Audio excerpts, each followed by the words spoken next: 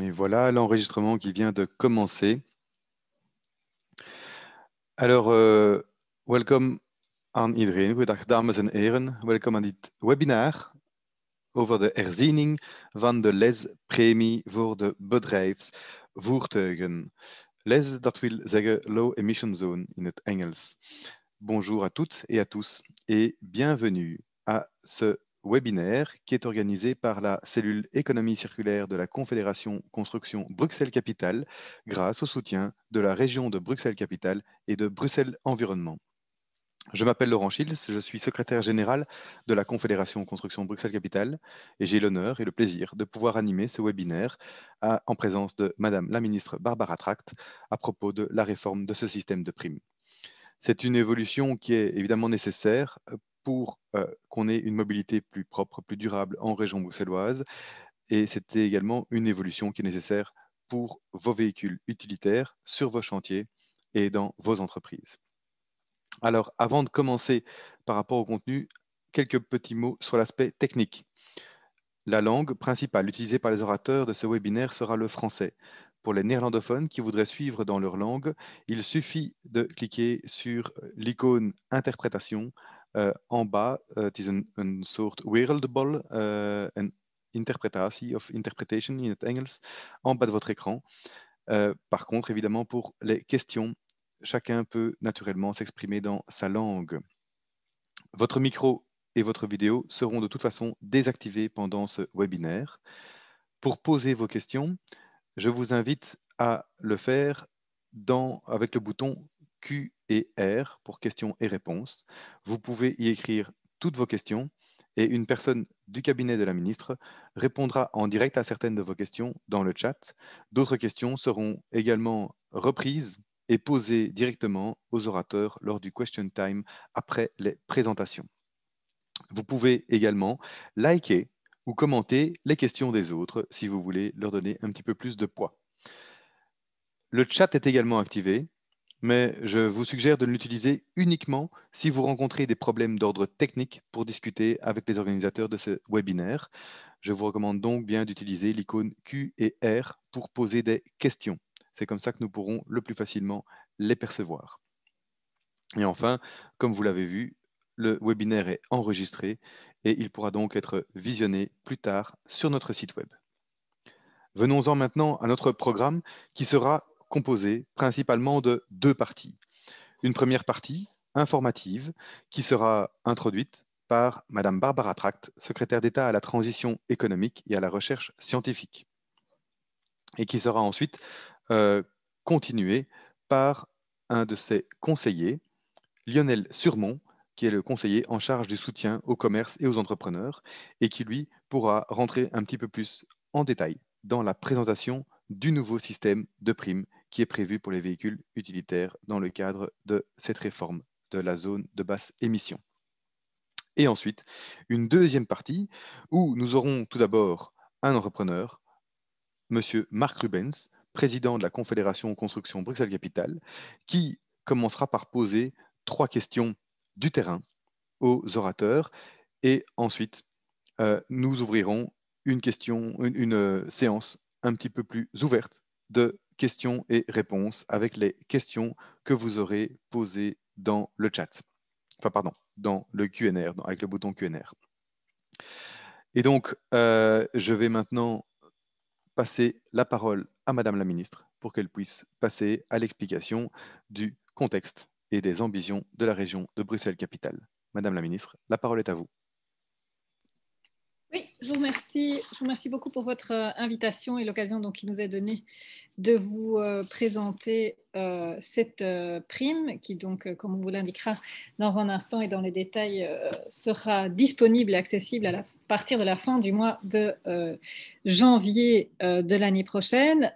Mais avant ça, on voulait revenir sur ce qui nous a motivés, au fond, quelles sont les raisons finalement qui ont poussé le gouvernement bruxellois actuel, mais aussi le précédent, à se lancer dans la mise en place d'une zone de basse émission.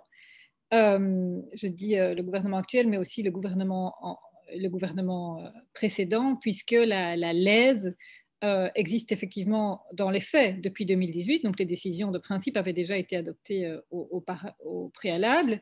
Elle interdit donc la circulation, comme vous le voyez, des véhicules les plus polluants dans la région de Bruxelles-Capitale pour des raisons d'environnement, mais aussi de santé. C'est la première des motivations. Avec la santé des Bruxelloises et des Bruxellois ou des personnes qui sont à Bruxelles qui est affectée de manière importante par une mauvaise qualité de l'air. Vous le voyez, hein, plus de 9000 décès prématurés par an en Belgique liés à la mauvaise qualité de l'air.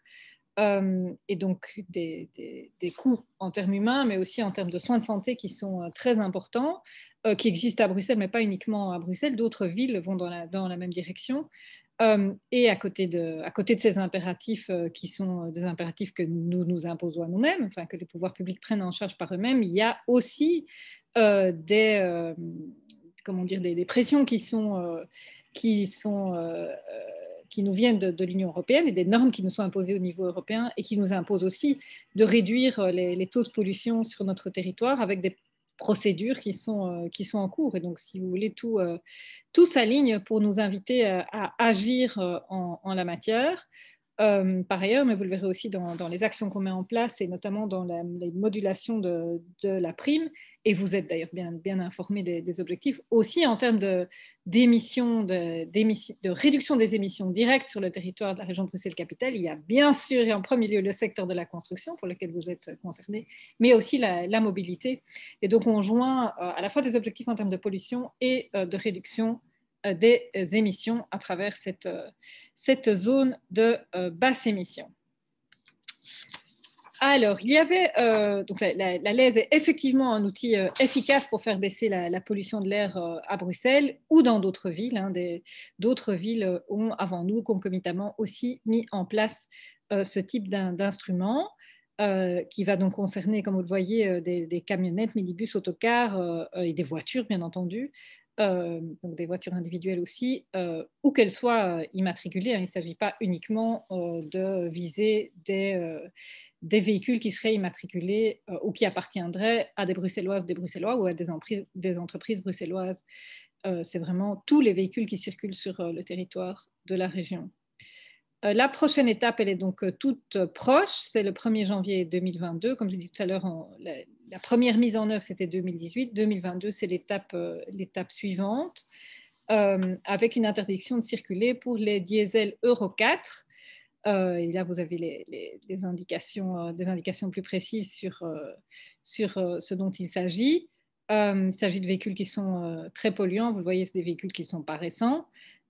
Qui représentent à ce stade 12% qui représentent encore 12% du parc, mais qui ont un impact énorme parce que malgré le fait qu'ils représentent que, entre guillemets, 12% du parc, ils représentent en même temps 50% des émissions de particules fines et 27% des émissions d'oxyde d'azote. Donc, ils ont un impact très important sur la pollution de l'air à Bruxelles et donc sur le coût en termes de santé publique, en termes environnementaux ou en termes économiques, comme je vous le décrivais il y a un instant.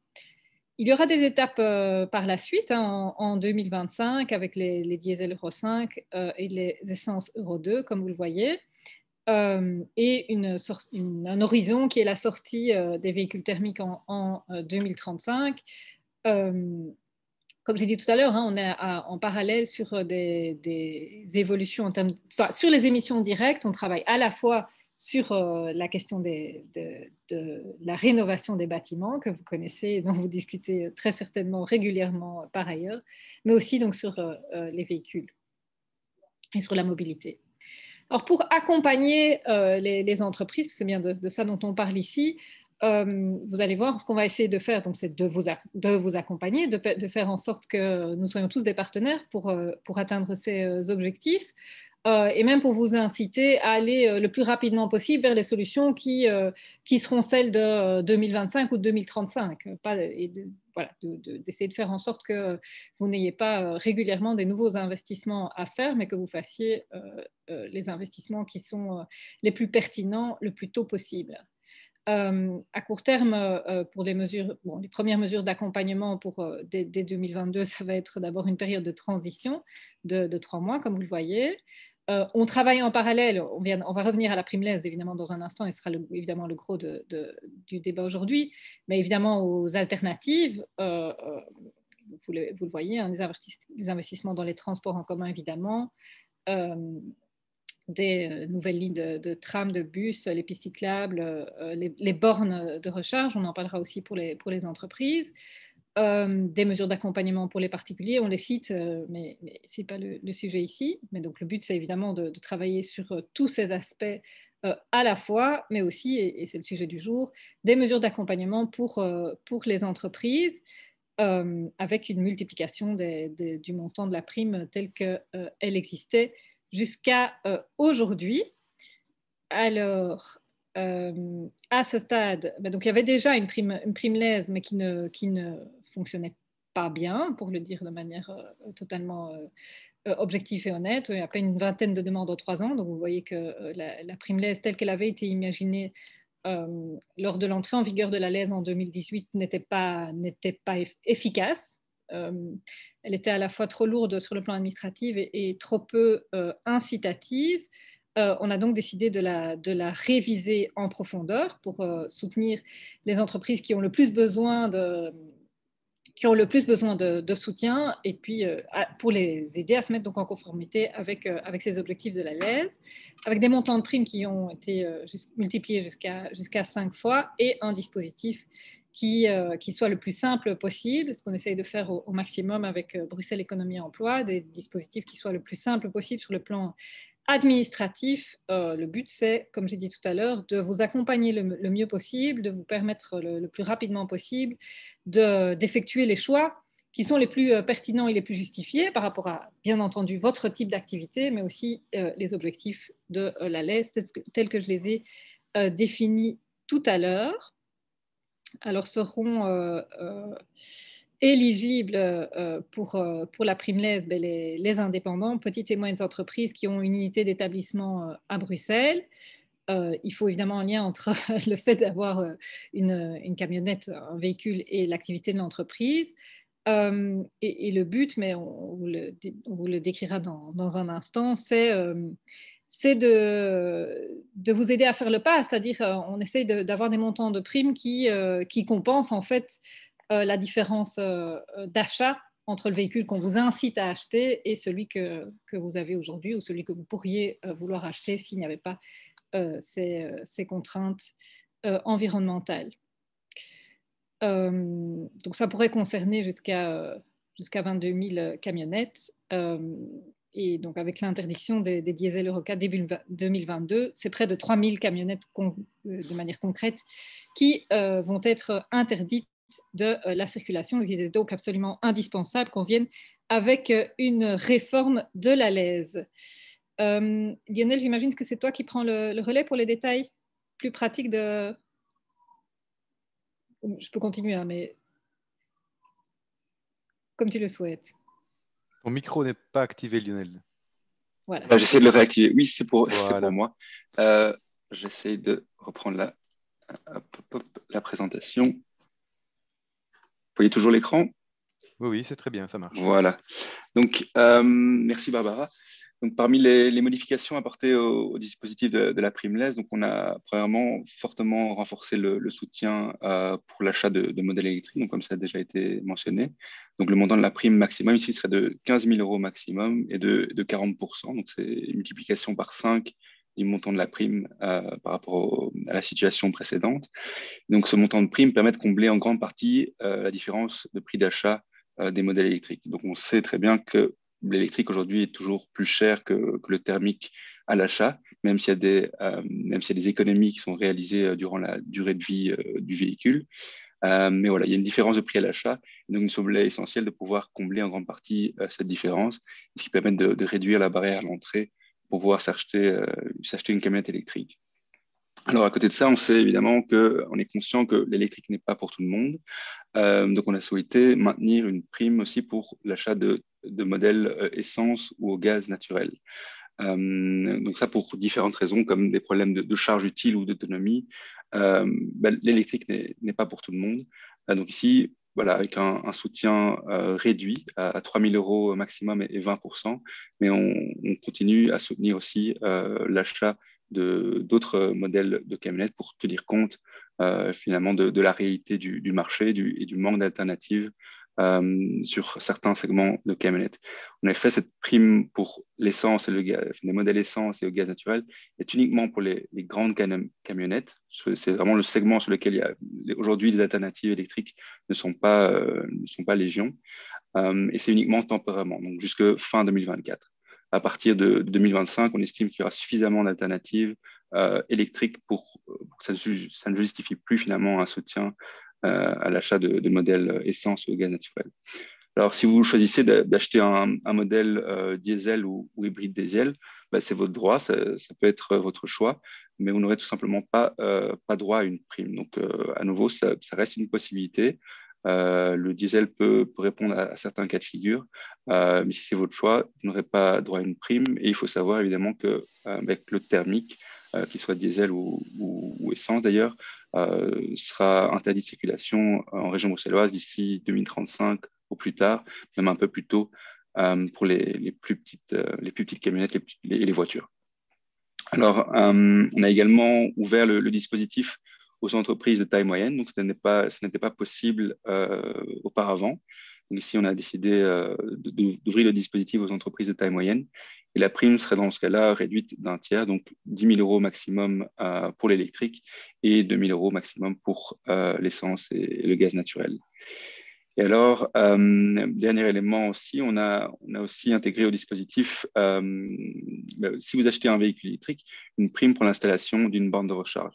Donc, c'est clair que si vous faites le choix d'un véhicule électrique, a priori, vous n'avez pas de borne de recharge, vous n'avez vous n'avez peut-être pas de borne de recharge à proximité de votre entreprise ou de vos entrepôts. Et donc, on a souhaité également permettre le soutien à l'installation de bornes de recharge. Et donc là, l'aide serait de maximum 1 000 € et de 50% de vos frais d'installation. Deuxième type de modification que nous avons apporté, donc on a souhaité élargir le plus possible les options disponibles pour les entreprises, pour les entrepreneurs. Donc, pour le véhicule de remplacement qui remplacerait votre camionnette polluante, vous pouvez soit choisir évidemment une autre camionnette, mais également ce qu'on appelle un cadre immobile lourd à usage utilitaire. C'est un terme un peu compliqué, mais en fait, c'est une sorte de petite camionnette à vitesse limitée qui sont particulièrement adaptées au contexte urbain. Donc, la charge utile est quand même assez importante. On est facilement au-dessus d'une tonne. Maintenant, la vitesse est plus limitée, la taille du véhicule est plus réduite et donc ça se faufile aussi plus facilement en ville. Et on en voit d'ailleurs de plus en plus en ville, par exemple, pour ramasser les déchets. Alors, le véhicule de remplacement peut évidemment être neuf, mais aussi d'occasion. Donc, ça, on l'oublie souvent. Donc, les entrepreneurs peuvent acheter un véhicule d'occasion. Attention que le véhicule d'occasion doit obligatoirement être acheté auprès d'un professionnel de ce secteur, donc qui vend habituellement des véhicules. Et le véhicule peut aussi être acheté ou acquis en leasing. Donc ça, à nouveau, c'est quelque chose qu'on oublie assez souvent. Mais vous n'êtes pas obligé d'acheter un véhicule tout neuf. Vous pouvez le leaser et vous bénéficiez dans ce cas-là d'une prime, de la même prime, du même montant de prime que vous recevez immédiatement. Donc la prime n'est pas dans ce cas-là délivrée sur toute la durée du leasing en fonction de vos mensualités, mais vraiment immédiatement en une fois. Donc voilà, c'est vraiment intéressant de rappeler que le leasing est une possibilité. Parce qu'en effet, malgré une augmentation de la prime pour l'électrique et les économies pendant la durée de vie du véhicule que l'électrique peut représenter, premièrement, ce n'est pas toujours suffisant pour compenser entièrement ce prix, ce surcoût à l'achat, surtout pour les grands volumes. Et toutes les entreprises n'ont pas évidemment les liquidités nécessaires pour pouvoir effectuer un achat. Donc voilà, le leasing offre une solution vraiment intéressante. On a également encore souhaité apporter une solution supplémentaire. Donc, on a également introduit une prime pour l'achat de vélos cargo. Alors, ça se fait via un dispositif différent. Et il est intéressant de le mentionner. Donc, si vous décidez de remplacer votre camionnette par un vélo cargo, vous pouvez recevoir une prime jusqu'à 4 000 € et 70% du montant du vélo cargo. Alors, c'est clairement pas pour tout le monde, mais je trouvais intéressant de le mentionner.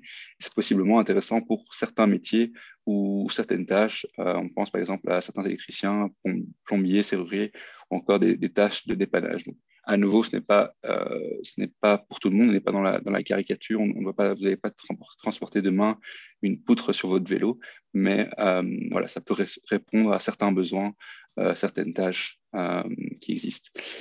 Et alors, on a également introduit une prime pour le rétrofit. Donc, le rétrofit, c'est si vous maintenez votre véhicule, mais vous changez sa motorisation, et dans ce cas-ci, d'une motorisation thermique vers une motorisation électrique. Donc, à nouveau, on ne souhaite pas absolument vous pousser vers l'achat d'un nouveau véhicule. En cas de rétrofit, vous pourrez également bénéficier d'une prime pour les travaux, pour les frais que cela a engendré. Alors, quelles sont les règles à suivre pour pouvoir bénéficier de la prime? Alors, ça a été mentionné, donc la nouvelle prime rentrera en vigueur à compter du 31 janvier 2022, donc début de l'année prochaine. Il faut savoir qu'elle est rétroactive, donc les factures, si vous avez acheté votre véhicule à partir du 1er juillet de cette année, donc 1er juillet 2021, potentiellement vous serez éligible à la prime. Mais attention, vous devez faire la demande maximum 7 mois après l'achat. Donc, faites bien attention à ça. Vous avez maximum 7 mois pour introduire la demande. Donc, vous êtes éligible si vous avez acheté votre véhicule le deuxième semestre de cette année. Vous êtes potentiellement éligible. Mais voilà, ne tardez pas trop et gardez cette limite en tête. Donc, c'est maximum 7 mois après l'achat. Alors, la période d'éligibilité aussi est limitée en fonction de la norme euro du véhicule. Si vous avez un véhicule trop récent ou trop vieux, vous ne pouvez plus bénéficier de la prime. On a quand même élargi la période d'éligibilité à 5 ans. Donc, vous pouvez bénéficier de la prime jusqu'à 3 ans avant l'interdiction et jusqu'à l'année après son interdiction. Donc, ça ici, ça a été fait pour tenir mieux en compte les contraintes auxquelles font face les entreprises pour remplacer un véhicule. Par exemple, pour récolter l'argent nécessaire pour pouvoir remplacer son véhicule. Donc ici, si on prend l'exemple des véhicules diesel Euro 4, donc qui vont être interdits en début 2022, et vous avez jusqu'à fin 2023 pour introduire vos demandes et pouvoir bénéficier de votre prime. Évidemment, il faut respecter toutes les autres conditions qui ont déjà été mentionnées. Il faut savoir que la prime est dégressive, donc si vous attendez trop longtemps après son interdiction pour la remplacer, vous serez potentiellement encore éligible, mais le taux d'intervention passera de 40 à 30%, donc n'attendez pas trop non plus. Et alors, la prime sera attribuée dans les limites des budgets disponibles. Donc, on a alloué 6 millions d'euros ici au total à cette nouvelle prime. Mais donc, voilà, les primes seront attribuées dans les limites des budgets disponibles. Donc, les premiers arrivés, entre guillemets, seront les premiers servis. Et si vous attendez trop, vous risquez de ne plus pouvoir bénéficier de la prime. Alors, le véhicule de remplacement, autre règle importante, le véhicule de remplacement doit être aux dernières normes en vigueur au moment de l'achat. Donc, la norme actuelle européenne, c'est la norme Euro 6D. C'est quelque chose d'un peu technique, mais vous trouvez ça sur le certificat d'immatriculation, notamment du véhicule.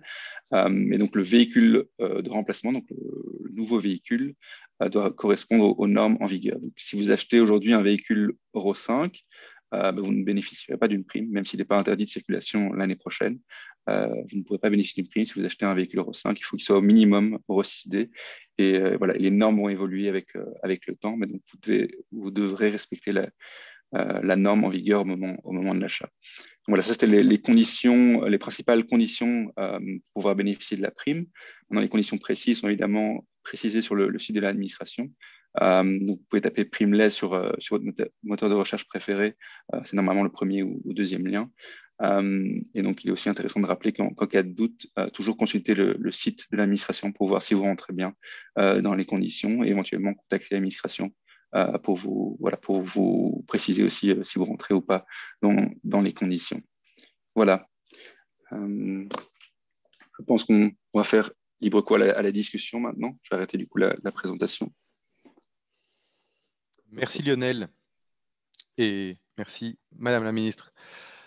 Nous avons maintenant donc Marc Rubens qui a déjà préparé quelques questions légèrement impertinentes pour pouvoir lancer l'animation de ce débat. de cette discussion. Marc, est-ce que tu es bien là? Merci Laurent. Oui, donc merci Madame Tract. On ne te voit pas, Marc, si tu peux réactiver. Non, je n'arrive pas à activer. Ah, voilà, si, ça y est. voilà. Donc, un tout grand merci à Madame Tract et Monsieur Surmont pour cette explication qui semble très engageante. J'ai quand même quelques questions effectivement existentielles pour notre secteur. Je vais donc commencer par la première qui fait trait à la charge utile des véhicules. J'entends que le poids des batteries pour les véhicules de 3500 par kilo va de 400 à 600 kg et même 800 kg pour les longs trajets.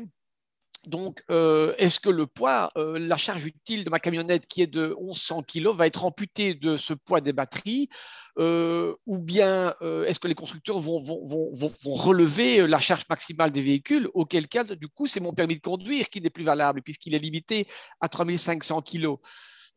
Voilà la première question. Merci Marc pour ta question. Donc il est vrai que les véhicules électriques pèsent en tout cas aujourd'hui plus lourd à volume équivalent, on va dire, que les modèles thermiques. Voilà, on en est conscient et les charges utiles maximum aujourd'hui sur les modèles électriques sont de l'ordre d'une tonne, un peu plus d'une tonne. Donc, alors que sur les modèles thermiques, on peut être à 1,5 tonne grosso modo. Donc voilà, il y a une perte de charge utile pour ceux, voilà, qui est quand même important pour ceux qui veulent absolument, enfin, qui ont besoin d'atteindre les maximums de charge utile. Donc voilà, ça, on en est conscient. Mais c'est une des raisons pour lesquelles on a souhaité maintenir une prime pour l'achat de véhicules essence ou au gaz naturel. Donc, quand on dit gaz naturel, on pense au gaz naturel compressé, au LPG, etc. Donc, c'est un peu un terme qui regroupe toutes ces alternatives. Donc voilà, il y a une prime qui reste possible pour ce type de véhicule. Voilà, si les modèles essence ne sont pas également disponibles, vous pouvez toujours choisir du diesel. Donc, le diesel n'est pas interdit l'année prochaine dans la zone de basse émission, donc à Bruxelles. Vous pouvez choisir du diesel, c'est juste que vous n'aurez pas droit à une prime. Donc ça, c'est à voir en fonction de vos contraintes, de vos nécessités. Nous, on a souhaité élargir le plus possible les options pour les entreprises, pour les entrepreneurs. Merci, Lionel. La deuxième question, donc disponibilité des charges rapides sur Bruxelles. Bon, les bornes sont quasi inexistantes aujourd'hui à Bruxelles et même de manière assez moyenne en Europe, puisqu'on parle de plus de 6 millions de bornes à devoir installer, donc ce qui est un coût. Ça veut dire que moi, entrepreneur, si j'ai une rupture, donc un besoin momentané d'une charge pour mon véhicule, celui-ci sera immobilisé. Or, sur Bruxelles, l'immobilité est déjà assez récurrente au niveau de la circulation et toujours imprévisible, ce qui est déjà pour nous une grosse difficulté et ça génère quand même journellement des pertes de temps de travail assez importantes.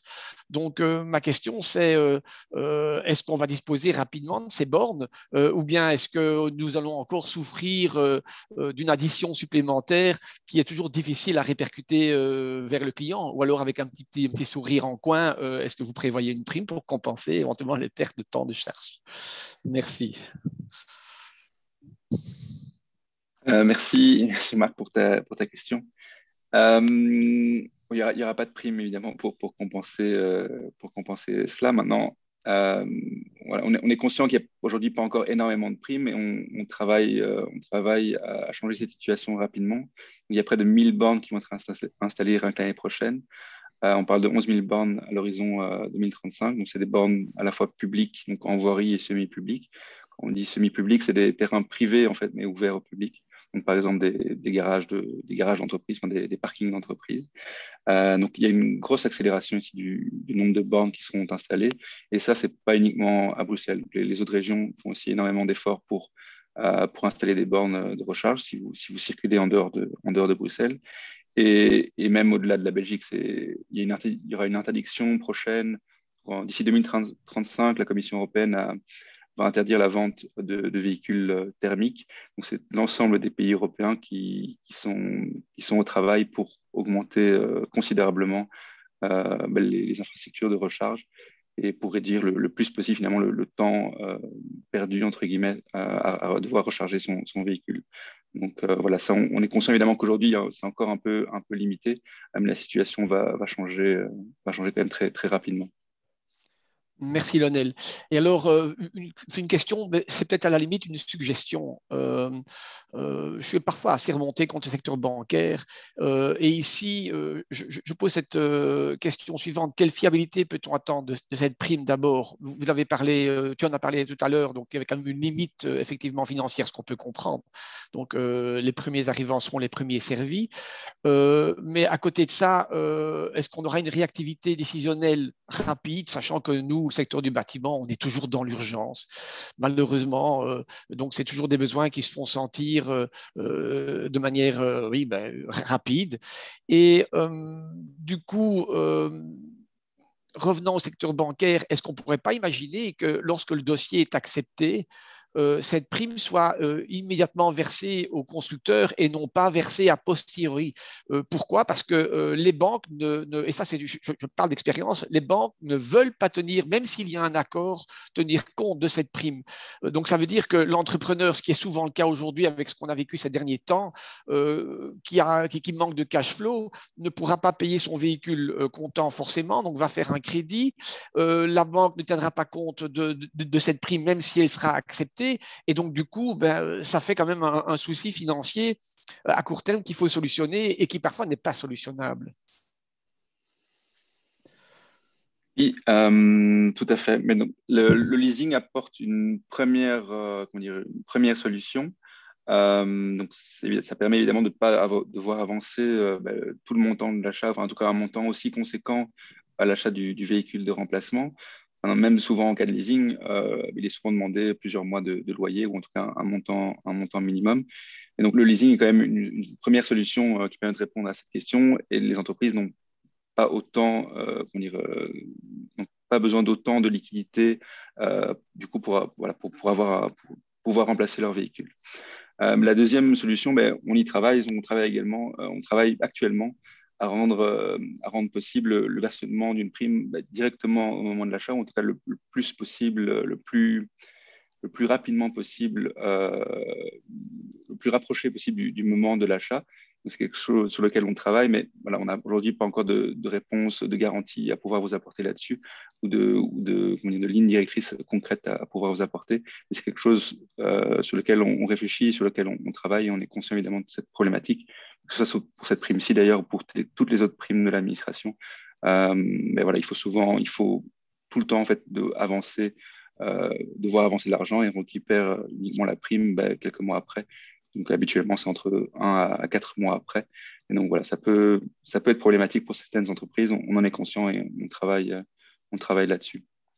Merci Lionel. J'insiste quand même parce que même dans le cadre de l'acquisition via un leasing, un acompte est demandé Oui, et qui parfois est 10 000 € et plus. Donc ce manque de cash flow qui existe aujourd'hui, et on sait pourquoi, beaucoup de fournisseurs demandent même le paiement au grand comptant aujourd'hui parce que cette crise fait peur à tout le monde. En tout cas, les effets collatéraux de la crise font peur à tout le monde. Donc ça, c'est quand même vraiment, si vous réussissiez ce coup-là, c'est quand même un atout supplémentaire pour justement aller vers cette mobilité un peu plus vers ce Bruxelles.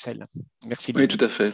Oui, le leasing n'est pas encore la panacée. En fonction de la situation de votre entreprise, un montant plus ou moins important vous sera demandé avant même le démarrage du leasing. Voilà, donc on essaie de rapprocher le moment du versement de la prime du moment de l'achat pour répondre finalement à cette problématique. Merci pour tes réponses, Lionel. Merci, Marc. Merci, Marc.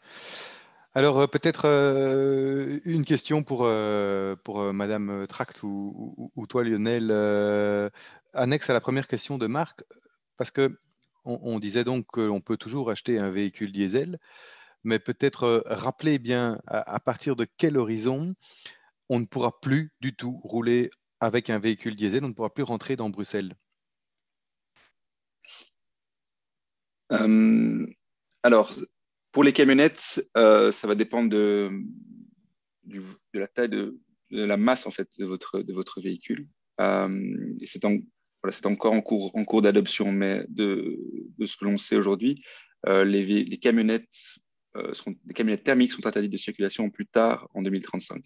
Pour les plus petits modèles, on parlerait plutôt de 2033, si je ne me trompe pas. Mais donc ça, ce sera en fonction de la masse de votre véhicule. Voilà. Peut-être je ne sais pas si on doit donner des réponses techniques, mais donc si votre camionnette pèse à une masse en ordre de marche inférieure à 1280 kg, bah, c'est considéré comme une petite camionnette. Si elle est au-dessus, c'est considéré comme une grande camionnette.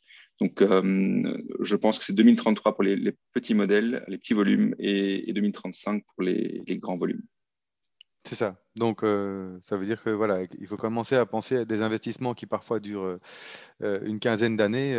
Ouais. C'est également à tenir en compte. Et c'est pour ça d'ailleurs que la région a pris contact avec le secteur pour pouvoir discuter et mettre en place des primes concrètes et qui soient plus faciles à obtenir et qui soient d'un montant suffisamment significatif que pour permettre de couvrir des surcoûts de véhicules électriques. Alors, j'ai encore d'autres questions que j'ai vues dans le chat qui me semblent peut-être intéressantes à remonter. On parlait donc du prix des véhicules. Les professionnels travaillent en prix hors TVA et donc les montants des primes sont bien basés sur les prix hors TVA et les plafonds également. Oui, tout à fait. C'est toujours hors TVA, puisque la TVA n'est pas, elle doit l'avancer, l'entreprise doit l'avancer, mais elle n'est pas à charge de l'entreprise. Donc, la prime est par rapport au montant hors TVA. Alors, il y a également une question que je me posais moi au niveau du leasing. Si on obtient une prime pour le leasing, est-ce qu'on obtient cette prime immédiatement, même si au final le montant qu'on paye par rapport au coût total du véhicule est plus faible au départ? Et quid si ce contrat est arrêté avant la fin, alors on doit rembourser la prime ou une partie de la prime? Très bonne question. Mais alors, en fait, que le véhicule soit pris en leasing ou tout simplement acheté et qu'il soit neuf ou d'occasion, vous devez maintenir le véhicule dans l'entreprise pendant 5 ans. Voilà, donc il y a une condition de 5 ans minimum. Donc après, en fonction de la durée de votre contrat de leasing, bah, si vous avez un contrat de leasing de 3 ou 4 ans, voilà, vous maintenez finalement le véhicule, mais le contrat de leasing est fini. Voilà, c'est une condition de 5 ans minimum dans l'entreprise et dans Bruxelles, évidemment. Donc, l'unité d'établissement, il doit toujours avoir un lien avec Bruxelles pendant 5 ans minimum. Pas question de venir demander la prime et puis de partir ailleurs le lendemain. La prime vous sera évidemment réclamée dans ce cas-là. C'est ça. Mais donc, on reçoit bien l'intégralité de la prime, même si on n'a pas dépensé cette somme dès le départ, quoi. Oui, tout à Quand on fait. rentre son dossier, on reçoit toujours les primes en une seule fois. Oui, oui, tout à fait. Donc, même en cas de leasing, si vous avez un leasing de 5 ans, ben, vous recevez la prime immédiatement. Au moment où l'administration verse la prime, ben, vous la recevez immédiatement. Vous ne recevez pas par exemple, 15 000 euros espacés sur 5 ans. Non, c'est en une fois, immédiatement au début. Très bien. Alors, il y a des personnes qui demandent aussi le lien. Je profite pour rappeler que, d'abord, il y a un lien qui s'appelle, c'est les.brussels, si je ne m'abuse, que vous peut-être rappelez, c'était sur un slide, si je ne m'abuse. Et je rappelle aussi de toute façon qu'un mail va partir pour tous les participants de ce séminaire en reprenant l'ensemble des informations et le lien pour pouvoir revoir cette vidéo et les informations pratiques de ce séminaire. Mais le lien, tu peux me confirmer, Lionel? Oui, alors en fait, le site les.brussels, c'est le site sur la LES dans son ensemble, pas uniquement la prime. Donc, vous retrouvez le calendrier, notamment d'interdiction de certains types de véhicules en fonction de leurs normes de pollution. Vous trouvez d'autres types d'informations, par exemple les primes pour les particuliers, pour les ménages. Donc, le site pour les entreprises, pour les entrepreneurs, donc c'est économie-emploi.brussels. /Primeless. Donc, c'est un peu compliqué, mais le lien vous sera envoyé, de ce que j'ai compris, par email après. Et vous pouvez aussi taper Primeless sur votre moteur de recherche. Normalement, c'est le premier ou deuxième lien. En tout cas, c'est le premier chez moi. Ça devrait peut-être être la même chose chez vous. Et de toute façon, n'hésitez pas non plus à appeler la Confédération Construction qui se fera un plaisir de vous trouver les critères exacts qui correspondent au véhicule que vous voulez acheter afin de savoir quels sont vos droits à demander une prime en fonction de vos envies d'achat. Si je peux peut-être juste compléter encore ma réponse précédente. Donc, le site aujourd'hui de l'administration de Bruxelles Économie Emploi, pour le moment, reprend encore les conditions de la prime actuelle qui va finir fin d'année. Donc, les nouvelles conditions de la prime qui entrera en vigueur au 31 janvier devrait être publié si pas la semaine prochaine, la semaine d'après. Voilà. Et donc, je répète bien pour être sûr que ce soit bien compris, et pour être sûr que moi j'ai bien compris également, donc la prime, elle sera effective à partir du 31 janvier 2022, Oui. mais on pourra donc bien y postuler avec des véhicules qui auraient encore été achetés maintenant depuis le 1er juillet. Parce que c'est 7 mois, la facture doit dater de 7 mois. Oui, mais donc si vous l'avez acheté par exemple le 1er juillet, vous avez 7 mois maximum. Donc, en gros, vous devez la demander, je pense, le 31 janvier. Il faudra faire le calcul exact, le 31 janvier ou le 1er février. Donc ne C'est tardez ça. pas trop non plus. Non, mais c'est OK, mais c'est théorique et après, évidemment, il ne faut pas attendre plus de 7 mois. Ce qui compte pour l'envoi du dossier, c'est bien la date de la De poste. facture. La date de facture et Oui, la mais date d'introduction. La demande se fait en ligne. online, donc la c'est ça. date à laquelle vous avez L'introduction de la complété demande. Oui. Très bien. Ce qu'on peut faire aussi, c'est vous transmettre les slides qu'on vous a présentés tout à l'heure, où il y a l'ensemble des conditions, comme ça. Et qui seront envoyés à tous les participants du séminaire avec le lien. Oui. Comme ça, en attendant même que le site de Bruxelles Économie et Emploi soit mis à jour, vous avez déjà l'ensemble des éléments et un document qui les prouve ou qui en atteste. Moi, ce que je voulais ajouter juste, c'est il y a donc un plan ambitieux de mon collègue Alain Marron sur Lionel en a parlé, hein, sur l'installation de bornes électriques sur le territoire de la région et accessibles, comme il l'a dit, et des rapides, et des partenariats divers pour aboutir à toutes ces bornes. Mais donc ça aussi, on peut vous transmettre les liens vers le plan et ça vous donnera une idée même des partenariats que vous pourriez mettre en place ou que certains d'entre vous pourraient mettre en place pour installer des bornes. Et puis on va essayer de suivre au mieux les évolutions technologiques. Hein. On parlait tout à l'heure des charges utiles, etc., et de l'évolution des véhicules électriques, puisque eux aussi, les constructeurs vont aussi évoluer au regard des normes qui sont imposées dans les différentes villes ou dans les différents territoires. On va essayer de s'adapter aussi dans les primes qu'on peut en discutant avec vous, hein, dans les primes qu'on peut offrir pour que les meilleurs choix soient faits le plus tôt possible et d'anticiper le plus possible la fin du thermique en 2035 et vous aider à l'anticiper le plus rapidement possible. On a déjà prévu le rétrofit, ce qui est quand même déjà assez ambitieux, assez innovant. Mais il y aura d'autres évolutions technologiques qui vont peut-être aller plus vite que ce qu'on croit. On reste attentif à ça aussi. Très bien. Merci beaucoup. J'ai encore ici une question qui est quand même intéressante. C'est le fait que les primes ne concernent que le remplacement de véhicules.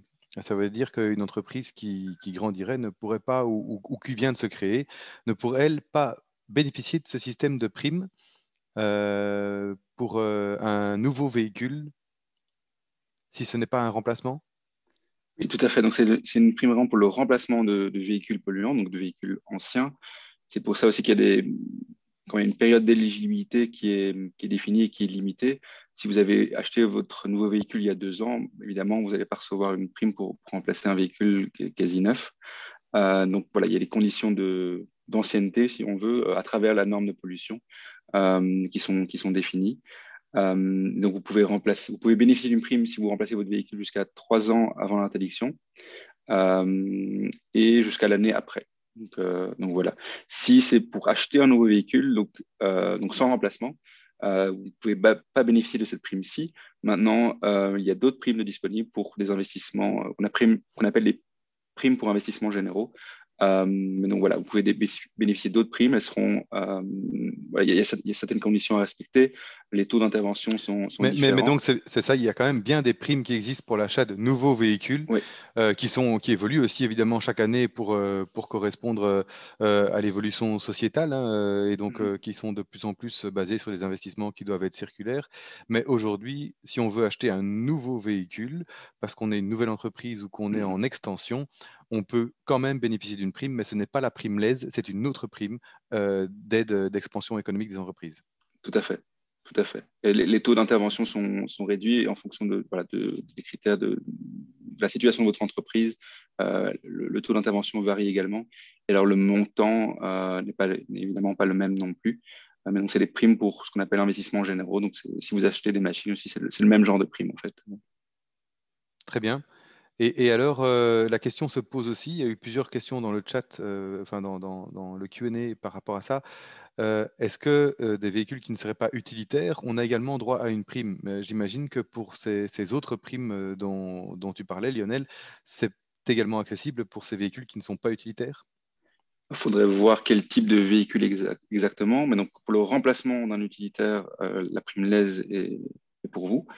Si c'est pour le remplacement d'autres choses, si vous êtes un particulier, il y a les primes notamment bruxellaires. On parle pour des professionnels ici, hein, Ouais. mais qui, par exemple, des indépendants qui voudraient remplacer leur véhicule et peut-être déjà qui est leur outil de travail pour certains pour aller faire des devis et qui se demandent est-ce que voilà, si je veux remplacer par un véhicule électrique, j'ai quand même aussi droit à une prime même s'il n'est pas utilitaire. Pour les professionnels, il n'y a pas de prime actuellement pour des véhicules qui ne sont pas remplacés, un véhicule qui n'est pas une camionnette. Alors pourquoi uniquement les camionnettes? Parce que les camionnettes sont un véhicule outil par excellence. A priori, on l'utilise quand même très rarement pour des besoins privés. Pour des véhicules, pour des voitures classiques, finalement, il était difficile pour nous de faire la distinction entre usage privé et usage professionnel. Donc voilà, on s'est concentré sur vraiment les véhicules outils que sont les camionnettes. Mais même pour les primes investissements généraux, là, la limite de véhicules reste aussi au niveau des véhicules outils camionnettes ou bien là, des véhicules plus classiques sont autorisés? Ça, honnêtement, je devrais vérifier. Je ne peux pas vous répondre de tête comme ça. Eh bien, parce que je vois qu'il y avait plusieurs questions sur ce sujet-là, et donc là, on va vous confirmer également, alors dans le mail qui vous parviendra, la réponse à cette question qui a été plusieurs fois posée. Alors, est-ce qu'il y a encore d'autres questions? Je vois qu'il y avait une question pour les véhicules diesel sur la déductibilité fiscale d'ici 2035. Mais donc là, on n'a pas su apporter de réponse non plus dans le chat. On répondra alors également. Oui, on ne sait pas faire mieux ici, parce que c'est un peu comme la question précédente, hein, qui relève aussi, aussi de mesures fiscales fédérales, hein, Oui. comme les voitures de société, etc., qui dépassent un petit peu et notre champ de compétences et par ailleurs notre champ pour être honnête, d'informations qu'on peut vous donner juste ici et maintenant, mais on peut se renseigner et vous transmettre ça. En nous prenant juste le temps d'aller chercher les renseignements. Tout à fait. Donc, nous, on fera un travail avec le cabinet pour répondre à ces questions-là qui n'ont pas de réponse aujourd'hui et pouvoir vous envoyer ces réponses dans le mail qui vous viendra avec les informations. Et, si je peux quand même tenter de répondre à cette question, alors je pense que la réforme n'a pas encore été adoptée, mais des informations qui ont été publiées dans la presse, les véhicules thermiques ne seraient plus déductibles fiscalement à compter de 2026, si je ne me trompe pas. Donc voilà. Et les véhicules, il n'y aurait plus que les véhicules électriques de déductibles et encore plus à 100%. Donc il y aura aussi une baisse progressive. Voilà. Je pense que la réforme n'a pas encore été adoptée. Donc à nouveau, c'est des informations ici qu'on peut glaner dans la presse à confirmer. Donc. Très bien. Merci Lionel. Eh bien, je vois plus de nouvelles questions apparaître, mais nous sommes parfaitement dans le timing. Nous avons respecté l'horaire. Je laisse encore peut-être 30 secondes à des personnes qui voudraient poser une question qui pourrait être répondue alors en direct. Si ce n'est pas le cas, il me reste à toutes et tous vous remercier. Évidemment, vous, Madame Tract, pour votre présence, le cabinet pour sa collaboration à l'organisation de ce webinaire, dont l'objectif est de pouvoir donner des réponses concrètes aux problèmes concrets que les entreprises vivent aujourd'hui sur le terrain. N'hésitez pas à nous faire des commentaires sur le format de ce webinaire, sur la manière dont ça s'est articulé. On a essayé de laisser un maximum de place à l'interactivité pour qu'on ne soit pas que dans des présentations théoriques, même si la théorie est quand même importante à être rappelée en introduction. Et donc, je ne vois plus de questions arriver. Alors, je vais vous libérer, vous laisser juste à temps pour aller profiter, pour aller manger peut-être un petit bout avant d'autres réunions pour certains. Encore merci à toutes et à tous pour votre participation. Et je vous rappelle, il y a un petit mail qui va vous arriver avec toutes les confirmations. Et je vous souhaite donc une bonne suite de journée. Merci pour votre participation. Au Au revoir. revoir. Merci.